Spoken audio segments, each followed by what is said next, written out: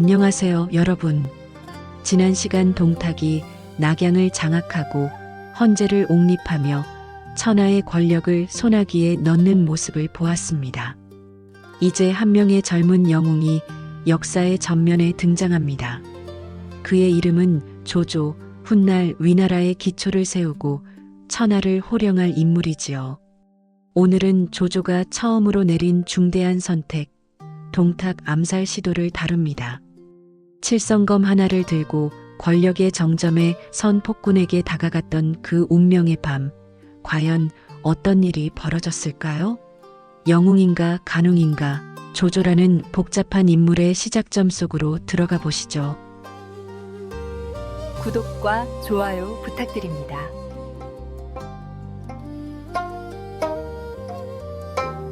서기 189년 가을, 낙양의 거리는 불안과 공포로 가득했습니다. 동탁이 입성한 이후 매일같이 피비린내가 진동했지요. 황족이든 대신이든 동탁의 눈밖에 나면 그 자리에서 목이 날아갔습니다. 조정은 완전히 마비되었고 백성들은 숨을 죽이며 살았어요. 이런 혼란 속에서 한 젊은 관리가 있었습니다. 그의 이름은 조조, 자는 맹덕이었지요. 당시 조조는 35살의 나이로 낙양에서 중하급 관리로 일하고 있었습니다. 출신을 보면 황간의 양손자였어요. 그의 양조부 조등은 후한의 권세 있는 황간이었지요. 황간의 집안이라는 배경 때문에 조조는 늘 콤플렉스를 안고 있었습니다. 명문가 출신 관료들이 그를 업신여기는 눈길을 보낼 때마다 이를 악물었지요. 하지만 조조는 남다른 인물이었습니다. 어릴 적부터 병서를 탐독했고 손자병법과 오자병법을 달달 외울 정도였어요. 그는 단순한 무인도 아니었습니다. 시를 짓고 음악을 즐겼으며 사람을 보는 안목이 뛰어났지요. 젊은 시절 교우 관계를 보면 그의 인맥이 얼마나 넓었는지 알 수 있습니다. 원소, 원술 같은 명문가 자제들과도 친하게 지냈고 각지의 호걸들과 교류했어요. 조조의 성격은 복잡했습니다. 의협심이 강했지만 냉철하기도 했고 원칙을 지키면서도 때로는 과감히 규칙을 깼지요. 그를 평가하는 말은 시대마다 달랐습니다. 어떤 이는 영웅이라 했고 어떤 이는 간웅이라 불렀어요. 하지만 한 가지는 분명했습니다. 조조는 현실을 직시할 줄 아는 사람이었지요.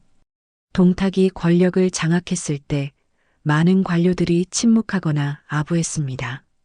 하지만 조조는 달랐어요. 그는 동탁의 폭정을 보며 분노했고 무언가를 해야 한다고 생각했습니다. 당시 조조의 관직은 낮았지만 그의 명성은 적지 않았습니다.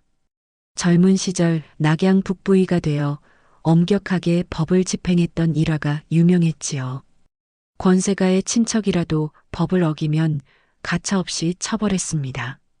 심지어 황간 건석의 숙부가 야간 통행 금지를 어겼을 때도 곤장으로 쳐서 죽게 만들었어요. 이런 강직함이 조조의 첫 번째 특징이었습니다. 하지만 동시에 그는 현명했지요. 권력의 정점에서 칼을 휘두르는 동탁을 보면서 조조는 고민에 빠졌습니다.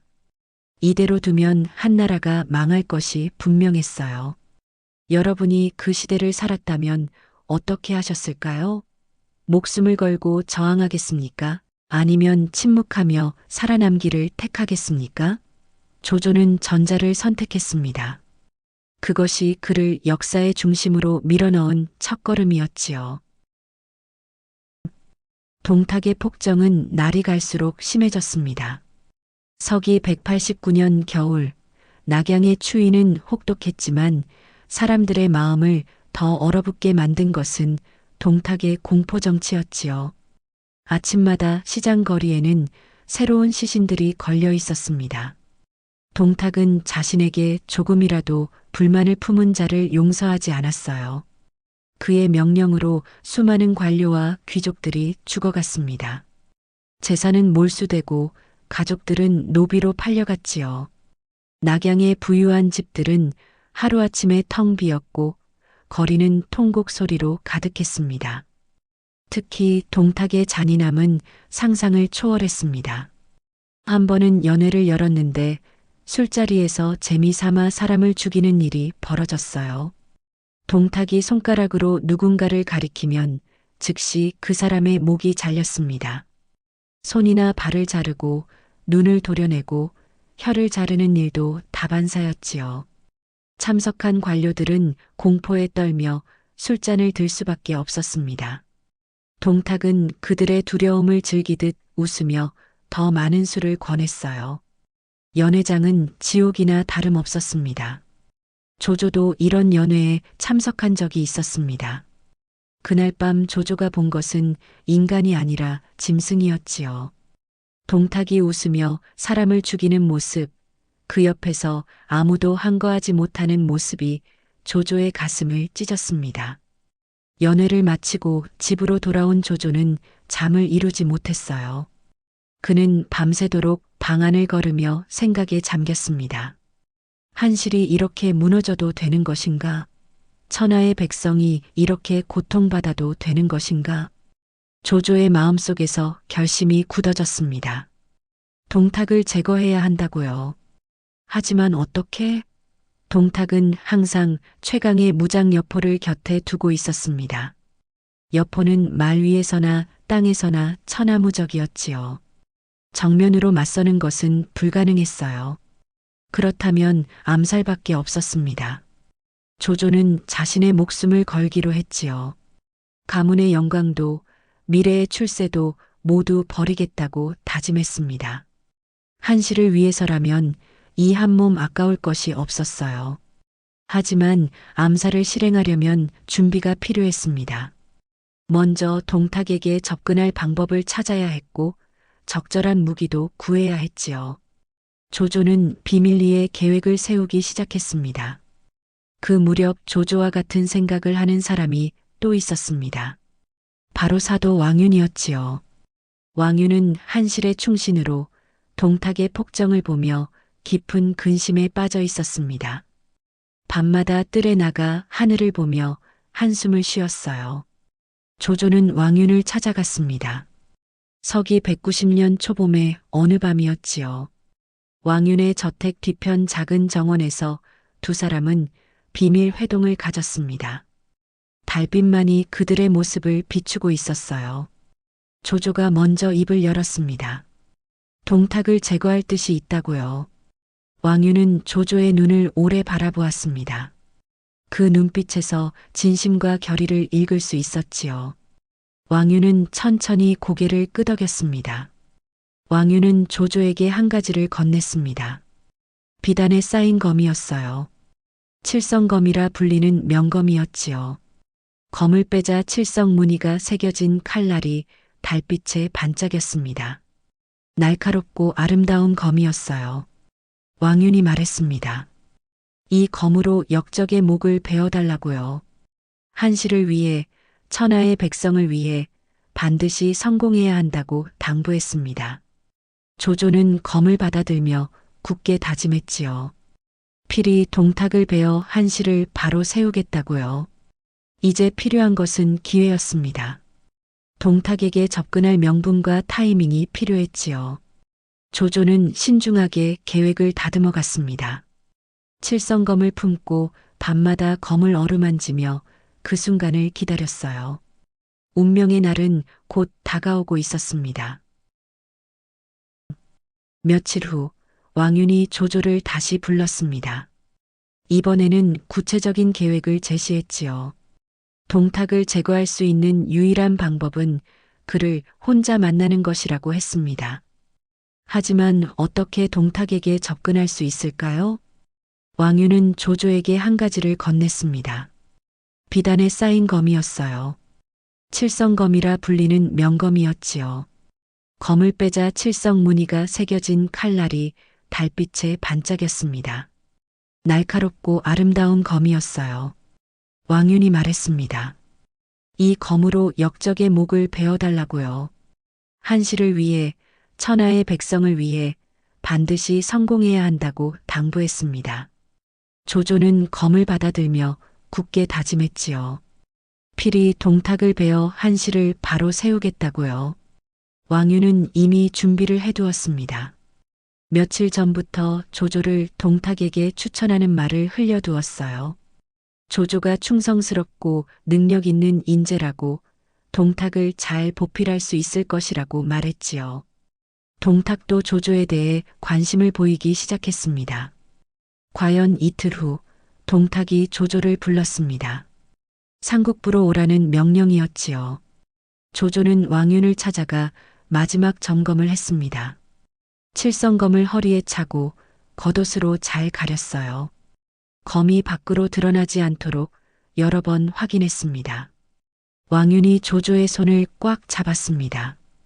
두 사람은 말없이 서로를 바라보았지요. 이것이 마지막이 될 수도 있다는 걸 둘 다 알고 있었습니다. 왕윤은 조조의 어깨를 두드리며 격려했어요. 조조는 고개를 끄덕이고 상국부를 향해 걸음을 옮겼습니다. 상국부에 도착하자 여포가 문 앞을 지키고 있었습니다. 여포의 날카로운 눈빛이 조조를 훑었지요. 조조는 침착하게 인사를 올렸습니다. 여포는 잠시 조조를 살피더니 안으로 들어가라고 손짓했어요. 안으로 들어가자 넓은 정각이 나타났습니다. 동탁이 높은 의자에 앉아 있었고 여포도 그 옆에 서 있었지요. 동탁의 거대한 체구가 의자를 가득 채우고 있었습니다. 그의 작은 눈이 조조를 바라보았어요. 조조는 공손히 절을 올렸습니다. 동탁은 만족스러운 표정으로 조조를 바라보았지요. 왕윤이 추천한 대로 충성스러워 보인다며 고개를 끄덕였습니다. 동탁은 조조에게 앞으로 자신을 잘 보필하라고 말했어요. 그런데 동탁이 갑자기 조조에게 선물을 주겠다고 했습니다. 서량에서 온 명마 한 필을 하사하겠다는 것이었지요. 조조는 황송하다며 머리를 조아렸습니다. 동탁은 여포를 돌아보며 말을 가져오라고 명령했어요. 여포가 정각을 나갔습니다. 말을 가지러 마구간으로 간 것이지요. 조조의 심장이 빠르게 뛰기 시작했습니다. 여포가 없는 지금이 바로 기회였어요. 동탁과 단둘이 남게 된 순간이었습니다. 동탁은 여포가 나가자 피곤한 듯 몸을 뒤로 기댔습니다. 그의 거대한 몸이 의자에서 비스듬히 기울어졌지요. 동탁은 비만했기 때문에 오래 앉아있기가 힘들었습니다. 그는 아예 옆으로 드러눕다시피 했어요. 조조는 이것이 천재일우의 기회라고 판단했습니다. 동탁이 방심하고 있었고 여포도 없었지요. 조조는 천천히 허리춤의 칠성검에 손을 가져갔습니다. 차가운 검자루의 감촉이 손바닥에 전해졌어요. 조조가 조금씩 검을 빼기 시작했습니다. 검날이 조금씩 드러났지요. 조조는 숨을 죽이고 동탁을 바라보았습니다. 동탁은 여전히 눈을 감고 편하게 누워 있었어요. 이제 조금만 더 가까이 다가가면 되는 것이었습니다. 조조는 한 걸음, 두 걸음 동탁에게 다가갔습니다. 심장이 터질 듯 뛰었지만 발소리를 죽였지요. 이제 검을 완전히 뽑아 단번에 동탁의 목을 칠 것이었습니다. 조조의 손에 힘이 들어갔어요. 하지만 조조는 한 가지를 간과하고 있었습니다. 동탁이 드러누운 의자 뒤편에 큰 거울이 걸려 있었던 것이지요. 청동으로 만든 거울이 벽에 걸려 있었습니다. 그 거울에는 조조의 모습이 고스란히 비치고 있었어요. 동탁이 눈을 뜨고 거울을 보았습니다. 거울 속에 검을 빼들고 다가오는 조조의 모습이 비쳤지요. 동탁의 눈이 크게 떠졌습니다. 순간 동탁이 몸을 일으키며 소리쳤어요. 조조는 들켰다는 것을 직감했습니다. 더 이상 숨길 수 없었지요. 하지만 이미 검은 반쯤 빼낸 상태였습니다. 동탁이 소리를 지르면 순식간에 병사들이 달려올 것이었어요. 조조는 순간적으로 판단해야 했습니다. 조조는 재빠르게 자세를 바꿨습니다. 검을 완전히 뽑아내며 두 손으로 공손히 받쳐들었지요. 그리고 무릎을 꿇으며 동탁 앞에 검을 올렸습니다. 조조가 큰 소리로 말했어요. 상국께 바칠 보검을 가져왔다고요. 칠성검이라는 명검인데 상국께서 쓰시기에 어울린다고 생각해 헌상하러 왔다고 설명했습니다. 조조의 표정은 진지했고 목소리는 떨리지 않았지요. 동탁은 일어나 앉으며 조조를 의심스럽게 바라보았습니다. 정말로 검을 바치려고 한 것일까요? 아니면 자신을 죽이려 한 것일까요? 동탁은 확신할 수 없었습니다. 거울에서 본 순간이 너무 짧았거든요. 조조는 침착하게 검을 동탁에게 바쳤습니다. 칠성 무늬를 가리키며 이 검의 유래를 설명했어요. 얼마나 날카로운지, 어떤 역사를 가진 검인지 자세히 말했습니다. 조조의 연기는 완벽했지요. 동탁이 천천히 검을 받았습니다. 검을 이리저리 살피며 감탄했어요. 과연 명검이로구나 하며 만족스러워했습니다. 하지만 여전히 의심의 눈초리를 거두지 않았지요. 조조의 등에서는 식은땀이 흘렀습니다. 바로 그때 정각 밖에서 발소리가 들렸습니다. 여포가 말을 끌고 돌아온 것이었지요. 여포는 정각 안으로 들어오며 상황을 살폈습니다. 동탁이 검을 들고 있고 조조가 무릎 꿇고 있는 모습이 보였어요. 동탁이 여포에게 칠성검을 보여주었습니다. 조조가 명검을 바쳤다며 자랑했지요. 여포는 검을 받아들고 자세히 살펴보았습니다. 과연 좋은 검이라며 고개를 끄덕였어요. 하지만 그의 눈빛이 조조에게 향했을 때는 날카로웠습니다. 여포의 직감이 말하고 있었습니다. 뭔가 이상하다고요. 하지만 명확한 증거가 없었지요. 여포는 조조를 한참 바라보다가 동탁에게 말을 끌고 왔다고 보고했습니다. 동탁은 조조에게 일어서라고 했습니다. 그리고 밖으로 나가 말을 보라고 했어요. 자신이 하사하는 명말을 직접 확인하라는 것이었지요. 조조는 공손히 절을 올리고 밖으로 나갔습니다. 마당에 흰말한 필이 서 있었습니다. 서량에서 온 준마였지요. 털은 눈처럼 하얗고 몸집은 크고 단단했습니다. 조조는 말을 보며 감탄했어요. 정말로 좋은 말이었습니다. 조조가 말을 쓰다듬으며 살폈습니다. 그때 조조의 머릿속에 한 가지 생각이 스쳤지요. 이 말을 타고 도망칠 수 있지 않을까? 여보가 의심하고 있는 것이 분명했습니다. 언제 잡으러 올지 모르는 일이었어요. 조조는 재빠르게 결정했습니다. 말에 올라타는 것이지요. 조조가 말등에 올라타며 큰 소리로 말했습니다. 상국께서 하사하신 명마가 정말 좋다고 한번 타보겠다고 외쳤어요. 동탁과 여포가 정각에서 나왔습니다. 조조를 바라보며 고개를 끄덕였지요. 조조는 말고삐를 당기며 마당을 한 바퀴 돌았습니다. 말의 움직임을 확인하는 척했어요. 그런데 조조가 갑자기 말에 박차를 가했습니다. 말이 빠른 속도로 달리기 시작했지요. 조조는 상국부 대문을 향해 질주했습니다. 동탁과 여포가 놀라 소리쳤어요. 조조가 도망치는 것이었습니다. 여포가 즉시 자신의 말을 가져오라고 외쳤습니다. 하지만 조조는 이미 대문을 빠져나가고 있었지요. 문지기들이 막으려 했지만 조조의 말이 너무 빨랐습니다. 순식간에 거리로 뛰쳐나갔어요. 동탁이 분노하며 소리쳤습니다. 조조가 자신을 암살하려 했다고 당장 잡아오라고 명령했지요. 여포도 말을 타고 뒤쫓기 시작했습니다.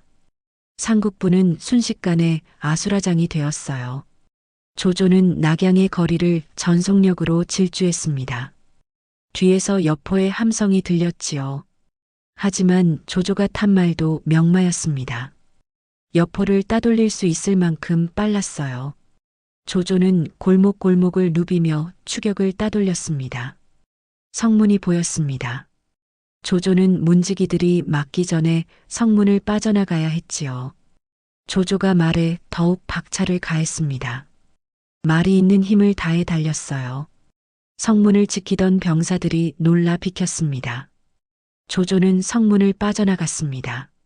낙양을 벗어난 것이지요. 하지만 아직 안심할 수 없었습니다. 여포가 여전히 뒤쫓고 있었고 곧 추격병이 사방으로 퍼질 것이었어요. 조조는 쉬지 않고 동쪽을 향해 달렸습니다. 뒤를 돌아보니 낙양의 성벽이 점점 멀어지고 있었습니다. 조조는 안도의 한숨을 쉬었지요. 일단 목숨은 건진 것이었습니다. 하지만 동시에 분노와 좌절이 밀려왔어요. 실패했습니다. 천재일우의 기회를 놓쳐버린 것이었지요. 칠성검으로 동탁을 베지 못했습니다. 이제 조조는 반역자가 되어 쫓기는 신세가 되었어요. 천하의 조조를 잡으라는 방이 붙을 것이 분명했습니다. 조조는 이를 악물었습니다. 언젠가 반드시 돌아오겠다고, 동탁을 무너뜨리겠다고 다짐했지요. 하지만 이제 그 방법은 암살이 아니라 군사를 일으켜 정면으로 맞서는 것이어야 했습니다. 조조는 고향인 초연을 향해 달렸습니다. 그곳에서 재기를 도모할 것이었어요. 동탁에게서 받은 명만은 아이러니하게도 조조의 탈출을 도운 셈이었습니다. 운명의 장난이라고 할까요? 해가 저물어가고 있었습니다. 조조는 밤이 되기 전에 최대한 멀리 가야 했지요. 추격병이 곧 따라올 것이었습니다. 조조의 긴 도주가 시작된 것이었어요. 험난한 여정이 그를 기다리고 있었습니다.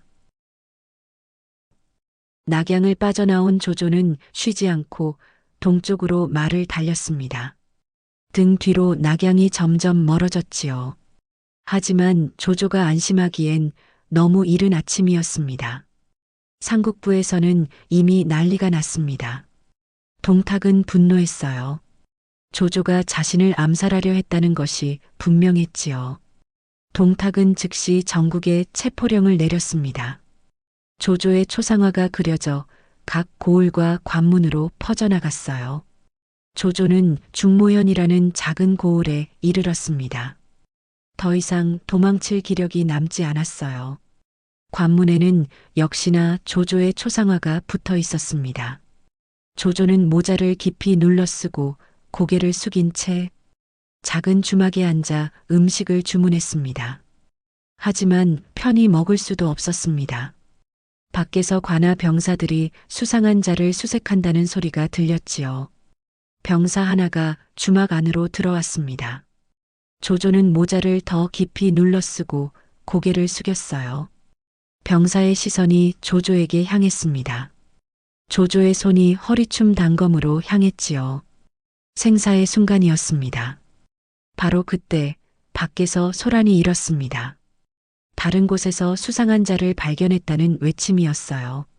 병사가 급히 밖으로 뛰어나갔습니다. 조조는 숨을 돌렸지만 더 이상 중모연에 머물 수는 없었지요. 조조가 거리를 배회하고 있을 때였습니다. 한 사람이 조조를 유심히 바라보고 있었어요. 저를 따라오십시오. 조조는 놀랐지만 진궁의 눈빛에서 저기를 느끼지 못했습니다. 진궁은 조조를 자신의 관사로 데려갔지요. 문을 닫고 진궁이 물었습니다. 진궁은 조조의 친구였습니다. 둘은 어릴 때부터 알고 지낸 사이였지요. 진궁은 똑똑하고 정의감이 강한 사람이었습니다. 중모현의 현령으로 있었는데 이곳 근처에서 공무를 보고 있었던 것입니다. 저도 함께하겠습니다. 관직을 버리고 당신을 따르겠소. 조조는 진궁의 뜻밖의 제안에 감동했습니다. 이 험난한 도주길에 동료가 생긴 것이었어요. 하지만 동시에 조심스러웠습니다. 진궁은 현령의 자리를 버린다는 것이었으니까요. 진궁은 진심이었습니다. 그날 밤 두 사람은 말을 타고 중모현을 떠났지요. 진궁이 말했습니다. 성고현에 여백사라는 조조의 옛 친구가 있다고 그곳에서 몸을 숨기고 계획을 세우자고요. 여백사는 조조의 아버지와 의형제를 맺은 사이였습니다. 조조가 어렸을 때부터 알던 사람이었지요. 이틀을 달려 두 사람은 여백사의 장원에 도착했습니다. 여백사는 조조를 보자 크게 반가워했습니다. 조조의 손을 꽉 잡으며 무사한 것을 다행으로 여겼지요. 여백사는 두 사람을 안으로 맞아들이며 즉시 음식을 준비하게 했습니다. 그리고 자신이 직접 술과 안주를 사러 시장으로 나갔어요. 조조와 진궁은 방에서 앞으로의 계획을 논의했습니다. 조조는 고향으로 돌아가 의병을 일으킬 생각이었지요. 그때 밖에서 이상한 소리가 들렸습니다. 쇳소리였습니다. 무언가를 가는 듯한 소리가 났습니다. 조조는 귀를 기울였습니다. 진궁도 소리를 들었는지 눈을 떴습니다. 두 사람은 조용히 일어나 방문을 열었습니다. 그리고 소리가 나는 곳으로 조심스럽게 다가가 문틈으로 안을 들여다보았습니다.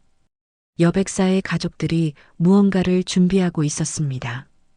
칼을 갈고 있었고 밧줄을 준비하고 있었습니다. 그리고 나지막한 목소리의 대화가 들려왔죠. 묶어놓을 것인지 아니면 바로 처리할 것인지 말입니다. 조조의 얼굴이 굳었습니다. 조조는 재빨리 판단을 내리고 진궁에게 눈짓을 보냈습니다. 두 사람은 조용히 칼을 빼들고 부엌 문을 향해 다가갔는데 발소리를 최대한 죽이며 움직였지요. 조조가 먼저 문을 열고 들어가자 부엌 안에는 여백사의 가족들이 있었습니다. 여백사의 아들 둘과 며느리 그리고 하인 몇 명이 갑자기 들이닥친 조조를 보고 깜짝 놀랐어요. 조조는 주저하지 않고 칼을 휘둘렀습니다. 가장 가까이 있던 여백사의 큰아들이 비명을 지를 틈도 없이 먼저 쓰러졌지요. 진궁도 뒤따라 들어왔지만 상황을 보고 멈칫했는데 하지만 이미 늦었습니다. 조조는 계속해서 칼을 휘둘렀고 여백사의 가족들은 도망치려 했지만 좁은 부엌에서 빠져나갈 수 없었어요. 조조의 칼은 빠르고 정확했으며 순식간에 여러 명이 쓰러지고 피가 사방에 튀었습니다. 비명소리가 울려 퍼지는 가운데 진궁은 충격을 받아 그 자리에 얼어붙었습니다. 그는 조조를 막으려 했지만 이미 상황은 걷잡을 수 없이 흘러가고 있었지요. 조조는 부엌을 빠져나와 집안을 돌아다니며 방 안에 숨어 있던 사람들까지 찾아냈습니다. 여백사의 둘째 아들과 며느리 그리고 어린 손자까지 있었는데 조조는 그들도 놓치지 않았어요. 칼은 계속해서 휘둘러졌습니다. 진궁은 조조를 붙잡으려 하며 그만하라고 이것은 잘못된 것이라고 소리쳤습니다. 하지만 조조는 듣지 않았지요. 그의 눈에는 광기가 서려 있는 것처럼 보였지만 사실은 그게 아니었습니다. 조조의 눈은 차갑고 냉정했으며 그는 감정에 휩싸여 행동하는 것이 아니라 철저하게 계산된 행동을 하고 있었어요. 자신을 배신하려는 자들을 먼저 제거한다는 논리였지요. 잠시 후 집안은 고요해졌고 여백사의 가족 8명이 모두 죽었습니다. 바닥은 피로 물들었고 조조는 피 묻은 칼을 들고 서 있었는데 그의 얼굴에는 아무런 표정이 없었어요. 진궁은 벽에 기대어 서서 믿을 수 없다는 표정으로 조조를 바라보았습니다. 진궁의 손이 떨렸지만 무언가를 말하려 해도 입이 떨어지지 않았지요. 조조는 부엌으로 다시 들어갔고 그곳에는 아직 숨이 끊어지지 않은 여백사의 큰며느리가 있었습니다. 조조는 다가가 그녀의 숨통을 끊었지요. 그리고 주변을 둘러보니 부엌 한쪽에 묶여있는 돼지가 보였습니다. 살찐 돼지 한 마리가 울타리 안에서 꿀꿀거리고 있었고 그 옆에는 수랑아리와 음식 재료들이 놓여 있었어요. 조조는 멈칫했습니다. 그는 다시 주변을 살펴보았는데 칼을 가는 숫돌이 있었고 큰 칼과 도마가 있었으며 밧줄과 나무 막대기가 있었습니다. 조조는 천천히 이해하기 시작했어요. 그들이 준비하고 있던 것은 사람을 묶기 위한 것이 아니라 돼지를 잡기 위한 것이었습니다. 여백사는 귀한 손님을 대접하기 위해 돼지를 잡으려 했던 것이었지요. 그들이 나누던 대화도 이제 이해가 되었습니다. 돼지를 어떻게 잡을지, 묶어놓고 잡을지 아니면 바로 잡을지 논의했던 것이었어요. 결코 조조를 해치려던 것이 아니었습니다. 조조의 얼굴에 잠깐 당황한 기색이 스쳤지만 그것도 잠시였고 조조는 곧 평온한 표정을 되찾으며 부엌을 나와 진궁에게 다가갔습니다. 진궁은 조조를 노려보았습니다. 진궁도 부엌의 상황을 보았고 돼지와 술 그리고 음식 재료들을 보았어요. 진궁은 조조에게 이것을 보았느냐고 그들은 우리를 해치려던 것이 아니라고 말했습니다. 조조는 아무 말도 하지 않았지요. 진궁은 격분하며 무고한 사람들을 죽였다고 여백사는 조조 아버지의 친구였다고 어떻게 이럴 수 있느냐고 따졌습니다. 조조는 여전히 침묵하며 칼을 닫고 칼집에 넣었습니다. 그리고 진궁에게 이미 벌어진 일이라고 지금 후회해도 소용없다고 말했어요. 빨리 이곳을 떠나야 한다고 말하는 조조를 진궁은 믿을 수 없다는 표정으로 바라보았습니다. 이 사람이 자신이 알던 조조인가, 의로운 일을 위해 목숨을 건 그 조조가 맞는가 하는 혼란이 진궁의 마음속에 일었지요. 조조는 진궁의 어깨를 잡으며 지금은 살아남는 것이 먼저라고 동탁의 추격병이 언제 올지 모르니 감상에 젖어 있을 시간이 없다고 말했습니다. 진궁은 조조의 손을 뿌리쳤지만 조조의 말도 일리가 있었어요. 그들은 이곳을 떠나야 했습니다. 진궁은 마지못해 고개를 끄덕이고 두 사람은 집을 나섰지요. 말에 올라타려는 순간이었습니다. 멀리서 노새를 끌고 오는 사람이 보였는데 여백사였습니다. 그는 마을에서 술과 고기를 사서 돌아오고 있었지요. 여백사는 두 사람을 보고 손을 흔들며 멀리서 반갑게 인사했습니다.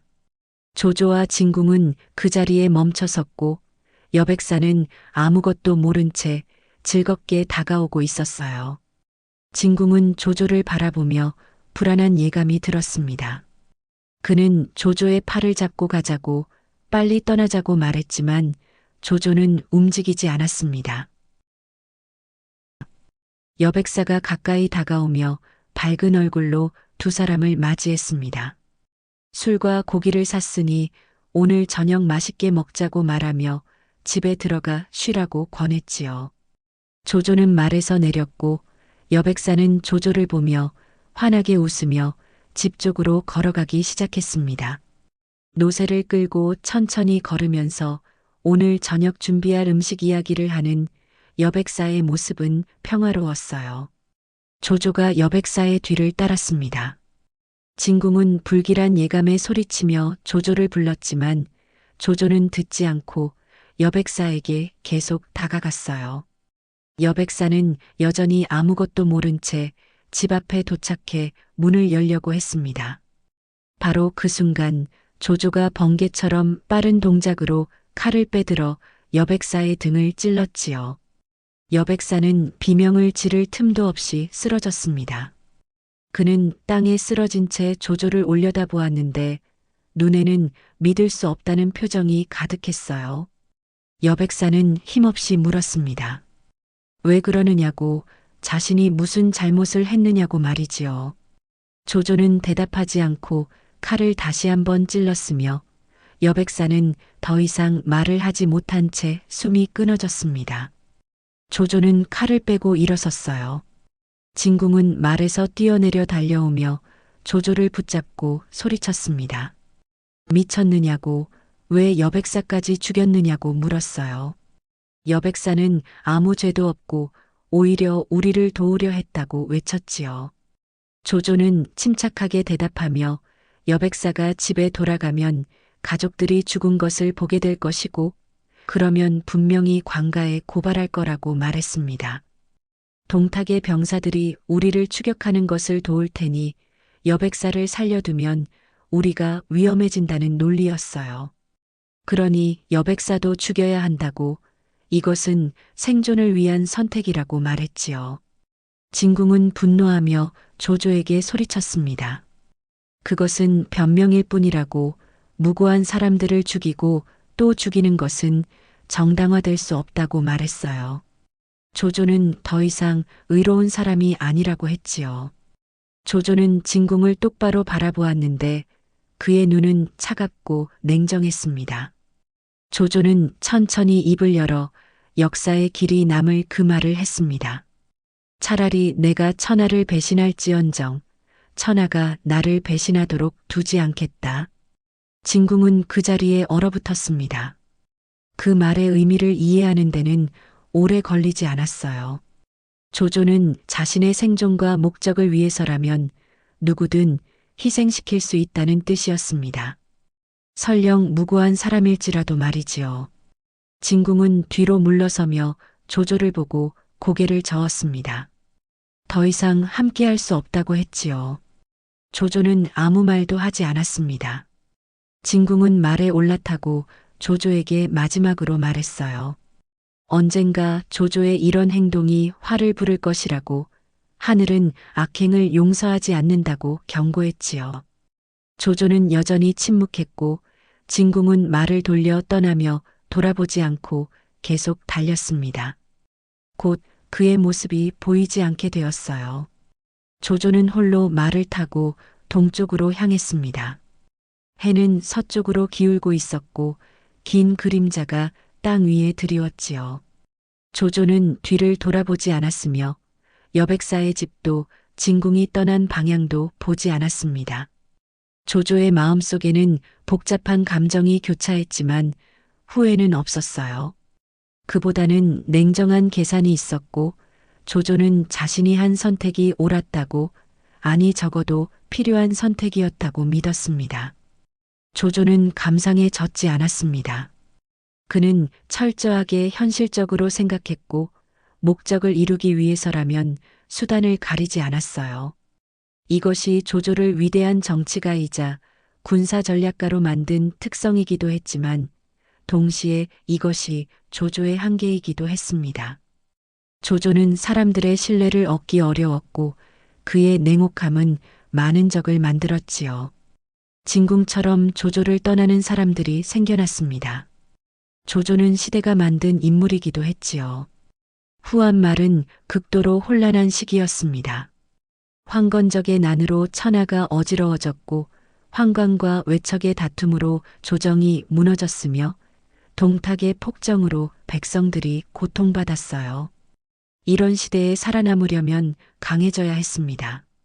조조는 일찍이 이것을 깨달았고 의로운 마음만으로는 세상을 바꿀 수 없다고 생각했어요. 힘이 있어야 하며 때로는 냉혹해야 한다고 믿었지요. 동탁 암살 시도는 조조의 첫 번째 큰 도전이었습니다. 비록 실패했지만 조조는 여기서 많은 것을 배웠어요.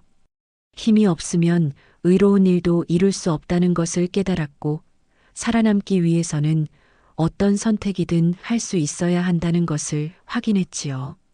역사는 조조를 어떻게 평가했을까요? 조조라는 인물은 삼국지에서 가장 복잡하고 논쟁적인 인물이에요. 정사 삼국지에서는 조조를 뛰어난 정치가이자 군사 전략가로 기록했습니다. 그는 혼란한 시대를 평정하고 질서를 세운 영웅이었으며 조조의 업적은 부인할 수 없었지요. 하지만 삼국지연의에서는 조조를 간웅으로 묘사했습니다. 조조는 복잡한 인물이었어요. 그는 뛰어난 능력을 가졌지만 동시에 냉혹했고 큰 꿈을 품었지만 수단을 가리지 않았습니다. 이렇듯 역사 속 인물들은 단순하게 선과 악으로 나눌 수 없으며 조조 역시 마찬가지입니다. 어떤 이들은 그를 혼란을 평정한 영웅으로 보고 또 어떤 이들은 한시를 찬탈하려 한 역적으로 봅니다. 여러분은 조조를 어떻게 보시나요? 댓글로 여러분의 생각을 마음껏 알려주세요. 조조의 여정은 이제 시작일 뿐이었습니다. 앞으로 그는 수많은 전투를 치를 것이고 많은 영웅들과 맞서 싸울 것입니다.